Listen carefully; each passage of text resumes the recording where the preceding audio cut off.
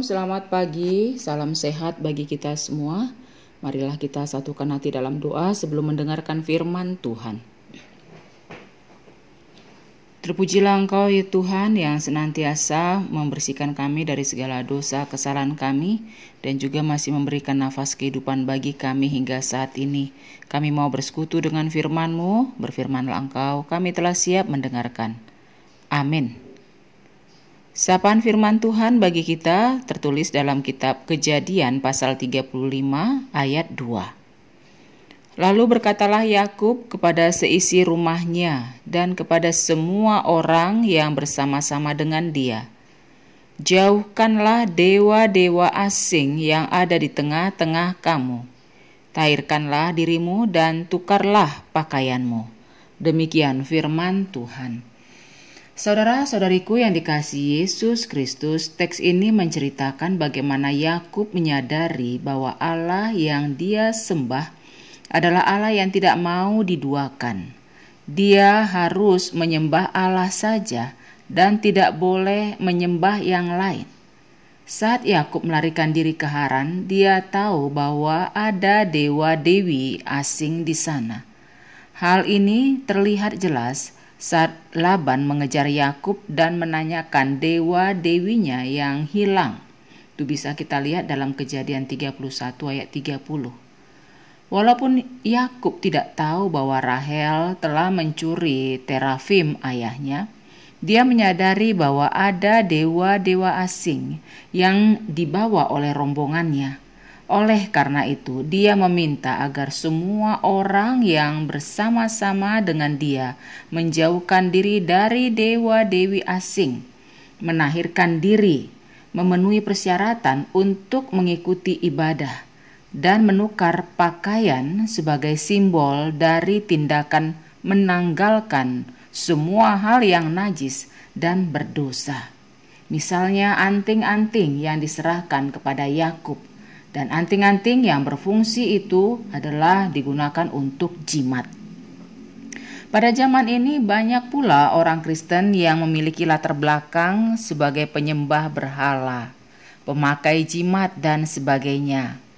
Sisa kebiasaan lama yang sering masih tertinggal adalah berdoa bagi arwah orang yang sudah meninggal, mengikuti ramalan bintang, menanam kepala kerbau sebelum membangun rumah, menyimpan jimat, bertanya kepada tukang ramal, dan sebagainya.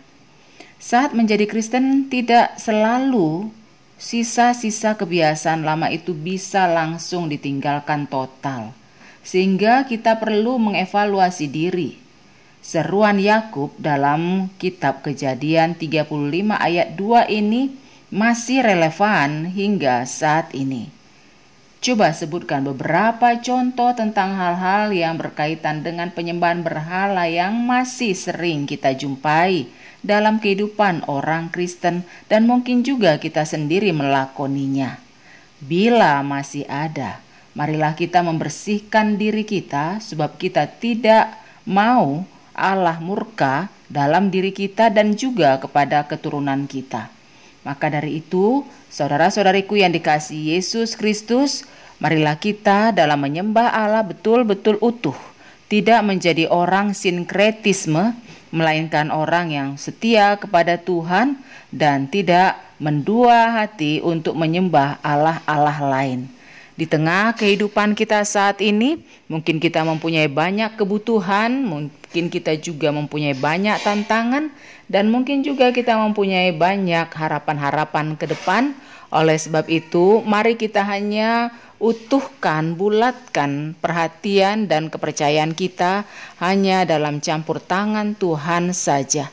Apapun yang kita lakukan dengan sungguh-sungguh upaya, kerja keras, kesetiaan dan lain sebagainya, lakukanlah itu semata-mata karena kita setia kepada Tuhan, agar anugerah yang diberikan kepada kita akan menjadi sukacita tidak hanya saat ini, juga untuk hari-hari yang akan datang.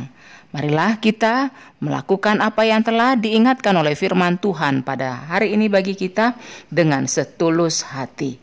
Amin. Marilah kita berdoa.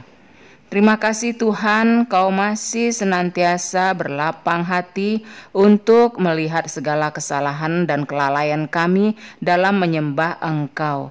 Begitu banyak harapan kami, begitu banyak cita-cita kami, tapi kami terkadang melakukannya tidak seturut dengan kehendak-Mu. Baik dari segi keyakinan kami, baik dari segi pelaksanaan perjuangan kami sering meninggalkan Engkau. Oleh sebab itu, mampukanlah kami untuk senantiasa setia di segala ruang gerak kehidupan kami, agar apapun yang kami lakukan, apapun yang kami yakini, semuanya itu hanya seturut dengan kehendak-Mu saja. Terima kasih Bapa, dalam Yesus kami berdoa. Amin.